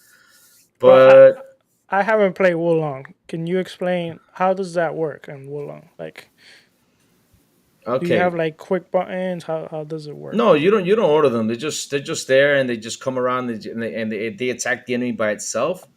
But if it's gonna be like a Wolong type of thing, no, no, don't give me that. Don't Okay, give me that. because Yeah, like yeah, binary domain, for example, I know it's an yeah, entirely like different type of game because it's a shooter, but you yeah. had like different commands that you can like kind of like Order, attack, and that's order it. with the stuff, Okay. and it had a cool feature which, I think back then maybe it didn't. It was kind of silly, but I think like if they bring it to now to these days, I think it could work now where like you had like voice commands. Like So like which I for used it, and sometimes I didn't want to use it because some of them were kind of weird, uh, Yeah. like saying like "I love you" or something like that to the NPC. I'm like, oh, wait a minute, this is too weird. But like, like you can tell them like cover me or like move forward or something like that. I know there yeah. were like several commands, and I think now with voice chat like that would be pretty Like nice. like if, for example, she's in a big battlefield or something going on, she says, "Okay, and let me place my arrow shoot over here," or let me send a couple foot soldiers over this way. Then that can work. That can be perfect. As long, like I said, they don't give me like a person next to me like they did long, which I was like, "Ugh!" But yeah, Okay. um, yeah, Well, I'm before down with that. before we move on, I know Silent Cypher has played a lot of Command and Conquer and a lot of RTS game. I'm thinking of this, and in a way it relates to an RTS, but it would be kind of like you're playing as a character inside, but you also can give command. Do you do you think this kind of gives it an RTS feel, and also going off the Senua, do you think RTS have to kind of evolve and maybe like I don't know, like do you think if this is done well, like this is a way that RTS can maybe evolve and maybe like change the camera style, or you do not want that at all to happen? Like, what's your take on that? I think I think I get where you're going with it. And I think my thing is the benefit of RTSs, and I'm sure our friend Pong Soul will agree with us on this one as well, is like it's a different world when you're playing something like a Shogun Total War or any of the Total War games or Command and Conquer or StarCraft, stuff like that, where you're the commander up here, you're playing puppet, right? So you're controlling all the people down here and you're doing all those different things, and it's a different dynamic, right? Because when you're up there, you're controlling everything on a very large scale in small portions.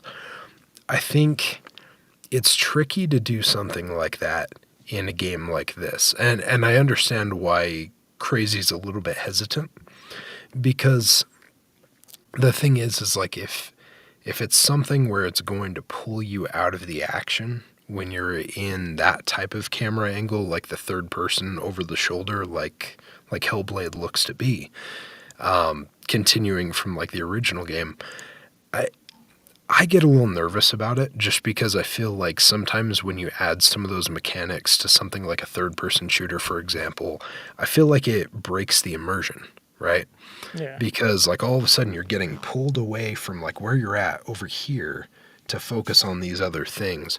Now, if it's on the fly, if it's something super easy, if it's something quick like what we saw in Rise, right, where with your Connect, you could be like, fire the volley, and then freaking, fire Yeah. volleys and stuff like that. If you could do it and it's just something that's off to the side or it's a quick button command or something where you can multitask, I think that's okay. But I think any opportunity that you get that pulls you out of the action just breaks that immersion. And I don't know if that's really something I would want. Yeah, I'm wondering, Silent, real quick, because as you were talking, I was kind of like reliving that gameplay trailer in Mhm. my head.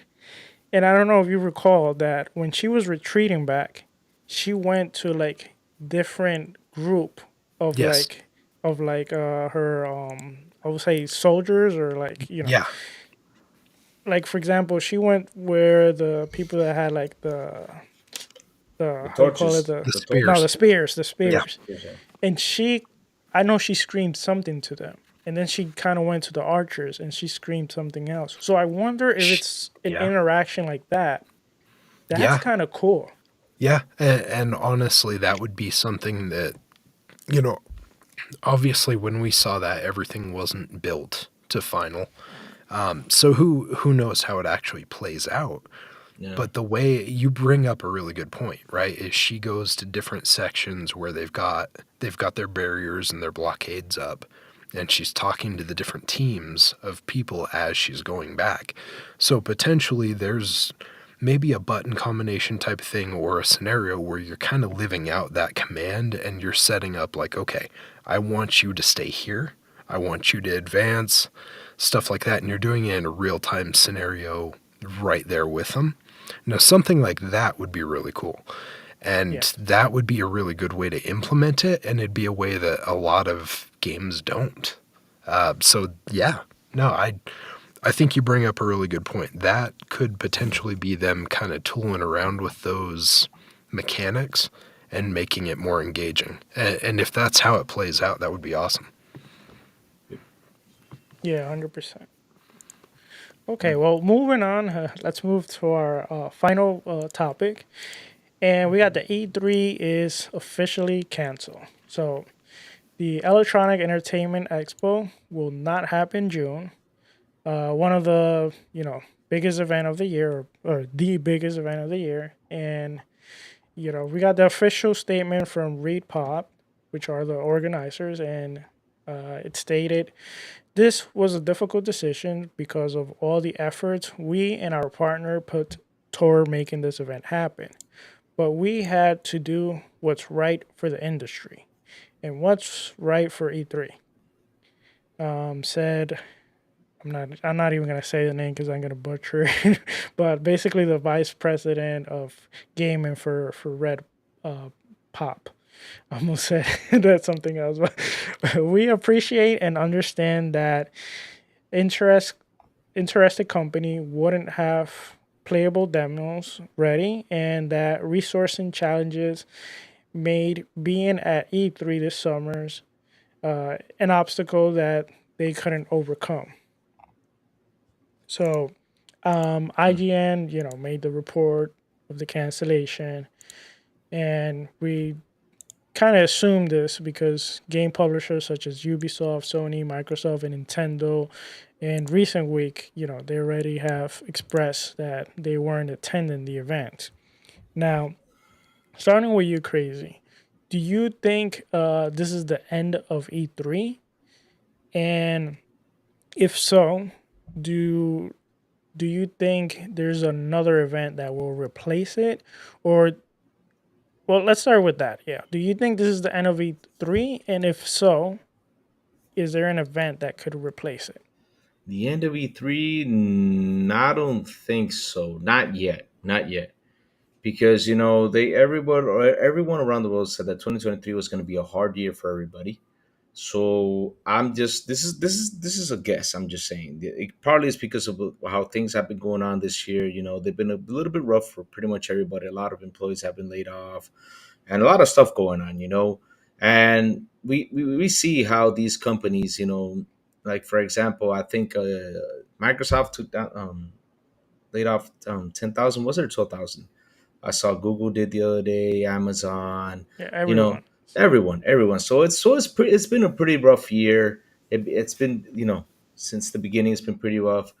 But here's the thing, though. I think it will come back next year, and I cross fingers, and I think it will, because E3 is a really important event, especially for networking. It's a place for you to sit down, talk to everybody, meet up people. You know, it's a place for you to do that. If E3 is going to be gone, oh man, that would suck. I mean, seriously, it would be bad because, like I said, it's a good place, to meet up with people, talk with developers, see what's coming up, games you want to play, stuff like that. So it's a rough thing, that if it goes away, because then you're gonna have, like, for example, you're gonna have a week like Xbox is gonna have to do its own thing, and it's going to be for like a whole week, and Ubisoft is going to have to do its own thing. Everybody's going to have to do its own thing separately. So having all those companies being separate, it's a little bit messy. I'd rather them have a place where they can all get together or close by, so people can travel there, and and like I said, do that networking.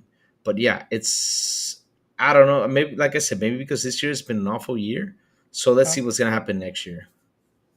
I'm gonna have to disagree with you, Crazy. I think this is the end of E3, unfortunately. Think so? And yeah, the reason why I believe, real quick, is because uh, E3, first of all, E3 is very expensive. And we know that all these companies, they're thinking about, ways where they don't have to spend as much money. And No. also at the same time, it's like it has been shown by Nintendo, by PlayStation, and now even recently by Microsoft, most recent like event, that you can do your own event digital and it can have success. So a lot of these companies are thinking, why would I pay all this money in order to go, to E3 to have a spot when I can probably save some of that money, do an event, or team up with, show it at a Nintendo Direct, show it at State of Play, show it at you know at an Xbox event, Developer Direct or something like that. Why would I spend all that money? And something interesting, that shout out to Wandering Dutch and Boxenberger, that they were talking about the other day, is that they quoted that going to, like, for someone in the United States, actually, like, that doesn't live in California, flying to California, and staying there for E3 is actually more expensive than they flying to Europe and actually, staying there if E3 was in Europe, because of the location and, everything there is expensive. So So I personally think that, unfortunately, E3, like, the structure of it doesn't work to this day, especially with what happened with COVID. Everyone, everyone kind of like updated and are able to do everything remotely. So I want to ask Silent real so quick. Oh, so wait, let me give an example. Right, you said that it's expensive, but Microsoft has its own theater over there in California, yeah, they do and that. they're gonna do their own showcase up there in California. They're gonna have their thing over there in California. So either way, if you're gonna, it's pretty much you going to E3. It's just you're just going to the Xbox convention. Yeah, but So it's not E3. It's the oh, Xbox. I know, but here's the thing though. In a way, if this happened right now, since this happened and they got the cancellation right now, maybe it's a way to say, hey, E3, you guys got to sit down, you guys got to look at this and probably change your ways, fix it, so you can bring everybody back to there. Because hey, if you're going to be that expensive, because like I said, I've never been to E3. This year I was hoping, I had my fingers crossed. I was like, yes, I wanted to go, go there, you walk around, enjoy, because I wanted to experience that. It's something that, whoever has experienced it loved it. A lot of people hated it, a lot of people loved it, but I wanted to experience that, for me, for Yeah. myself. But it's, if this, all these companies canceling things, then I think it's a good it's a thing to tell them, hey, you need to sit down and restructure your stuff to bring back all these guys back here, because it's this is a sign, right? This is a sign for them, especially since the times are bad. they can't be, charging all the money they've been charging. They can't be doing that. I mean, they have to Yeah, lower. but the thing is that Yeah, they probably charge that amount of money because for them to rent out, their location, it's expensive for them too. Like, yeah. you get what I mean? It's kind of like I seen, like, for example, you seen in DR, like the mall in DR, that Hmm. they sometimes rent out the place to do events. The thing is, the people from the event, they probably got to charge a certain amount Or for, like the small little booth, mhm. because the mall is charging them so much money that But that's why they got to charge that. So yeah, it's also the or location. or switch it to another location. I mean, E3 doesn't have to be in California. Why should it be in that California? Just switch it to go to that another that's location. where I wanted to go to next, actually. Crazy. So All right, perfect timing. all right. So I personally think that, in order for E3 to remain or kind of like, come back, it needs to evolve. Now I'm gonna give my quick take on it, and then I'll go. I want to hear if you guys, have any idea of how would you guys do E3. So I think a way that E3 could evolve is kind of like how they do like the New Year kind of event, where you see they have like that transmission, live, and they have key locations around the world, and they kind of all are waiting, for the New Year to celebrate. They can kind of have different locations where, gamers can meet up. Maybe they have, their own theater where they kind of time, even if it's a digital event, but, you know you have a digital event where people can get together and kind of celebrate gaming, because that's one thing that I do think it's gonna remain from E3. Which, shout out to our SJ fan on the chat, which she said, Xbox is gonna continue their showcase at E3 time period. I think that time period is gonna remain there. That's one thing that has been cemented, because when you think of June, you think of, the E3 time. So even if E3 goes away, that time period, people are gonna capitalize around that time. So if they do some sort of celebration event where, like, you can have one in California, but you do it smaller at another venue that's cheaper. You can do one in New York, which there's a lot of people there. Maybe you do one at Miami. You can do one in Europe, one in Japan, and you can kind of like do it kind of like that, like a New Year's event. Now I'm gonna go with you, Silent, first before, since Crazy already did his little rant. Um, do you have any idea? Hopefully better than mine's, of how A3 should evolve or come back. So I am in agreement, right, in the fact that like June we factor that as E3 time, right? It's just like I think August we expect Gamescom is coming in Leipzig, or TGS in September. It's June is very well known for being E3 time. So I think just like what RSJ was saying is like keeping it around that same time makes a bunch of sense, because obviously like everyone's already in that mindset, right? That Yes. as soon as January hits, because Microsoft said it in the past. It's when I've listened to some of Major Nelson's podcasts in the past, he's mentioned the fact that like planning for E3 starts November, December-ish, but starts to ramp up in January, and they start into crunch time and they start preparing to go into E3. Everyone has kind of built their schedule around the fact that E3 there's going to be a big showcase. August in Gamescom, you're going to have a small showcase. You're going to have a PAX in there somewhere. You're going to have TGS. But E3 has always been kind of like it's been like the True Point North. It's been kind of one that's been there for so long that everyone kind of plans around it, right? Yeah. Like all these companies plan, they make gameplay footage and stuff so we can see it. They do little, vertical slices so we can see their games and stuff. It's so built into the industry at this point that I think even if The current guys working, Reed Pop that's working the stuff on E3 currently, whether they're there or not, I think this is going to continue anyways, right? They've already acknowledged it, just like we've also talked about. But the fact is like EA, you look at Embracer, you look at Microsoft, you look at all these companies, they've separated themselves away from it in regards to their actual showcases anyways.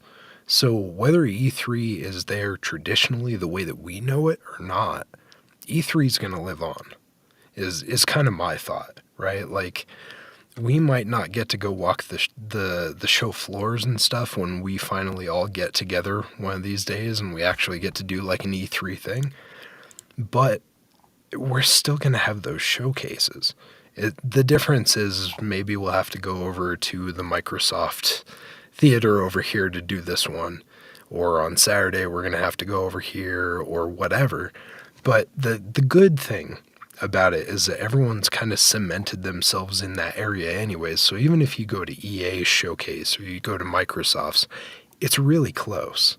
It's within a couple blocks of each other. So it's not like it's, super far out for you to travel, especially if the events are separated out in days. I look back to the early days of E3, right? Where like all the showcases were at the E3, like they were in the different halls, right? So I remember seeing the footage back on GameSpot, seeing it on Giant Bomb, seeing it on all those IGN, where it's like everyone's running in 20 different directions trying to get to all the different showcases. I think this is kind of better because potentially, like with E3 being out of the way as it is right now, I think we're going to see more of those third-party developers tying in with Sony or with Microsoft or Embracer, whoever. We're going to see more of that stuff in their showcases, and I think maybe it'll just bulk up the current showcases in the absence of a traditional E3 where they could show those other things. I do think another thing, maybe a knock-on effect that we'll see, is the fact that now that E3 won't actually be there, because realistically, I'm like you, I think this is the last one. Like this is the last nail in the coffin, it kind of feels like. Yeah. Because from what I've read on this situation, it kind of sounded like the guy basically walked out and was like, we're done. That doesn't scream to me that they're coming back next year. Realistically, in a business sense, like the way they dropped it, I don't feel like they're coming back for another one. Or at least not in the same ownership that it is currently. But potentially, it's got a good knock-on effect for us, right? Because it is expensive to go to these different events.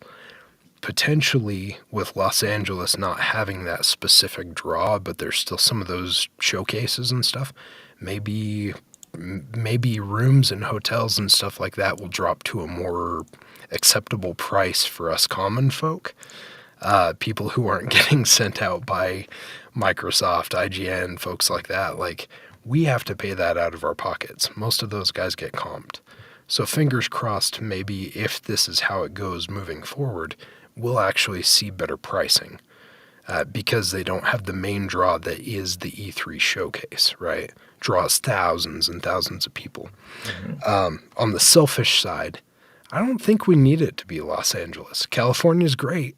I love visiting California, but you know what? I know a place that actually just lost a few showcases recently. They lost Outdoor Retailers. They lost a few others. Utah would be a great place for us to have an E3 showcase. Here in New York, at Upstate, that would be a great place. That would be cool, too. That would give me an excuse to go visit New York. Yeah, I mean, like that's something they got to do. I mean, they got to be like WWE. They got to move around. They have to. They can't be just stuck in one spot. That can be a great idea too. Also, like the last thing I'll say real quick, and then I'll throw it back to you is look at Gamescom out there in Germany, right? The pricing and stuff like that when they do the showcase out there, they have hundreds of thousands of people that hit that show floor during the few days that thing's open. You got to imagine the cost is infinitely better than whatever we're dealing with out here, right? More reasonable.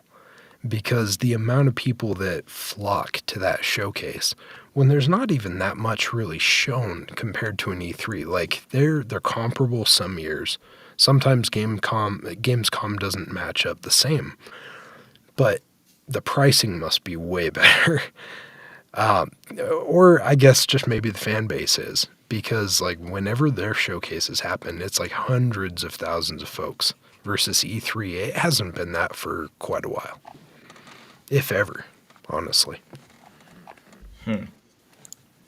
Yeah, but like I was saying though, they gotta move around, like WWE. For example, 1 year California, 1 year Utah, not Utah. Uh, um, 1 year Miami. What was that? What was that? Hold on. Let's go back to that. Let's rewind. What was that? Let's rewind. Want to go back over that real quick. How do we say that name? What, Utah? Oh man. Thank Oh my you. God. Thank you. Okay, just in case. I got it right this time, right? Sort of. Yeah. I'm not gonna say. I want it to be a guess. So every time you do it, you put that question mark at the end. Okay. But anyways, it's got to be in Utah. It's got to be Miami too. Miami's a great place, for them to do it.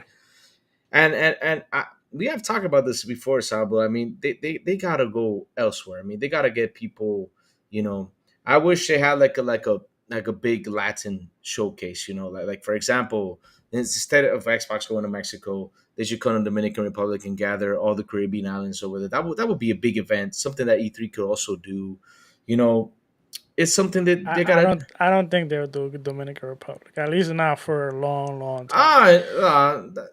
Don't say that. We probably will. Mexico probably. Probably will in the near future. Come on, let's cross Maybe fingers. even Yeah. Brazil. Yeah.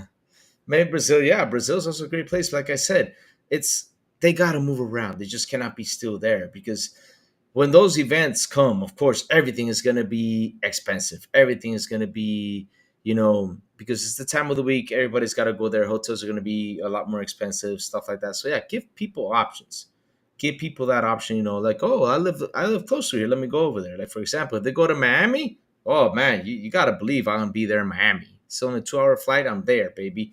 Go to Miami, and just go into that thing. And oh man, what was that? Someone fell, hit hard though. My kid, I told you okay. guys. Okay. Let's go to Miami and do everything you want to do. Oh, not Miami or like I said, go to Utah. Oh man. Utah. Sorry about Utah. that. New York, all those places. But yeah, move around. Give people options instead of just being stuck in one place. There's a wrestler in AEW called Wheeler Yuta. Really? Yeah. I say we have E3 in New Jersey, so we can have a full on show, and Dark won't get any Code Veronica footage because they will never show a godforsaken game. That would be the perfect place for them to show like kind of like a tease, Code Veronica, and then they'd be like, "Psych, it's never coming." Like, enjoy your tank controls for the rest of time. You guys are so mean. Poor Dark. He really wants that thing to come out. But I was gonna say something. The idea just left my head. Oh, okay. Here's a question for you guys. Do you think the Summerfest is actually taking over and kicking its butt? Jeff No. Keighley Summerfest? No, Not yet. not yet. Not yet. Not in its current capacity. I don't think Microsoft is gonna, especially with everything he has gone in Twitter and talked. I don't think Microsoft is gonna support. I don't think Nintendo's gonna support. The only one that might support is maybe Sony, but at the same time, I can see them not wanting to support unless he's like come here for free. It doesn't matter. I just want you here, which I can see him doing that too. I don't Mm. know. I don't know. I see Jeff and Jim sitting in a spa together, talking about video games. What in a spa? That Drinking tea in a spa? the two of them, I don't know, for some reason I just envision them sitting in a spa together, and Jeff's like, it'd be really cool as a new God of War, and Jim's like, oh well, we were thinking about another God of War, and no, if there was anyone that they would lock step with, it would be Sony. I think at this point, I hope, at least at this point, that Microsoft is like, you know what? We've learned from our past experiences Yeah. with you. We've seen what you do. We're not going to give you that same support. Like, Yeah. I hope. I don't know. I mean, maybe I'm just a surly old man about it, but I just feel like the amount of times that he's come out in social media and kind of like praised Sony for things they're done. No. But then when Microsoft makes a step, it's like, well, like it just doesn't get the same traction from him. So I don't know. Fingers crossed they see that and they don't pour more money into his situation than they need to. Agreed. Yeah. Agreed.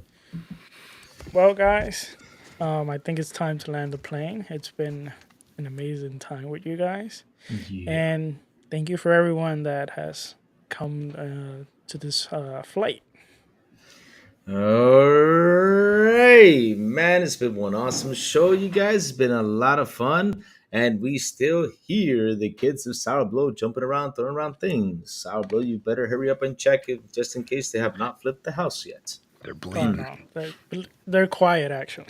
They're quiet. You think so? Oh, You know, you- if it was me, I would have been running around back there in the camera, in my underpants, if I was a little kid, probably messing around. That's what I would have been doing. But yeah, that's just me because I was like that when I was little. But anyways, it doesn't matter. That's a story for another day. Sourblow, please tell everybody where they can find you, brother.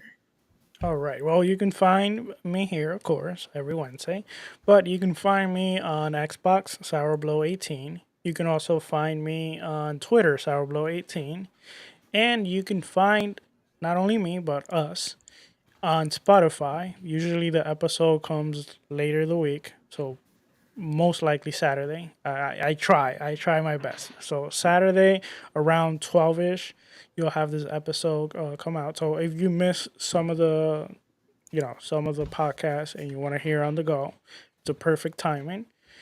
And you can tell your friend to follow us on Spotify so they don't miss the the content. And also, of course, follow us here. And that's where you can find me, crazy. All right, awesome stuff. Silent Cypher, tell everybody where they can find you, brother. God, all right. Well, now that I've crawled out from under my rock and I'm out in the social media world again, you can find me all over the place on social media. You can find me as Silent Cypher on Twitter, Twitch, TikTok, Instagram. Instagram? Yeah, I think so. You can find me on Xbox. Not often, but you can find me on Nintendo and on PlayStation as well as Silent Cypher. But more importantly, you can find me on TikTok and you can find me here. I've been trying to start back up doing some content again on TikTok. I actually, like I said earlier, I was playing a bunch of Sifu this last week and I was having a heck of a time doing some of those fights and stuff. And I found just a fun little recording and stuff. I'm going to be throwing some more gameplay footage and stuff up there as I go. So you'll find that on TikTok and you'll find it on Twitter. And of course, you'll find my constant ramblings and old man opinions on here on XBI Podcast every Wednesday at 7 p.m. Eastern Standard Time. And fingers crossed, hopefully we will all get some gaming in soon too. If you ever see me online on Xbox, whether it be these gentlemen right here or any of you listening to the show, if you ever see me, shoot me an invite. I might not be able to join at the time, but if I'm free, I will gladly jump in and play some games if I have it installed. All right. And before I say my announcements, I want to say, Cammy, my dear friend, hope you get better soon. Really hope you get better soon. I know she went under surgery there. What was it, Sunday? Monday? But yeah, I know it was during this week. I hope you get better soon, and I'm happy to see you here on the chat. But yes, get better soon, my dear friend. Love you. And hey, where can you find the crazy one? Simple and easy. You can find me at Crazy Louis Gaming on Twitter, where I say good morning, everybody, and do all sorts of crazy stuff, just like that video, which, crossing fingers, please no copyright strikes, please no copyright strikes, please no copyright strikes. But yes, I do all sorts of crazy stuff in my Twitter. And also you can find me on Mondays at noon at the Xbox Lunch Break Special with Mr. Boomstick, Mr. Fuzzy Belvedere, and Mr. Web Dave. Also, Tuesdays, which has been official, Playing with Crazy, where I sit down and play scary video games where everybody's going to sit there and just laugh at me, watching me jump. Which next week, guys, I'm going to be playing Resident Evil 4 Remake. Woo-hoo! Let's go. We're going to have a lot of fun. And last but not least, here on the Xbox International Podcast at 7 p.m. ET with my brother Sourblow, Silent Cypher, and the Big Plume. So hey guys, please hit that like button, hit that subscribe button, and also hit that bell so it can tell you when our content comes on. And like I always say, remember.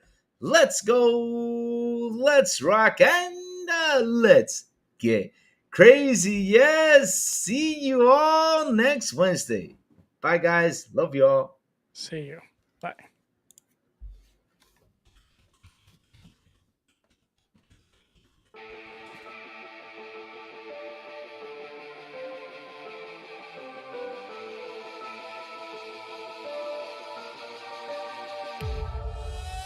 Ladies and gentlemen, we've arrived at our destination.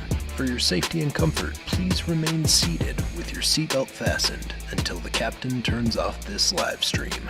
On behalf of Xbox International, I'd like to thank you for joining us on this trip, and we're looking forward to seeing you aboard next Wednesday at 7 p.m. Eastern Standard Time.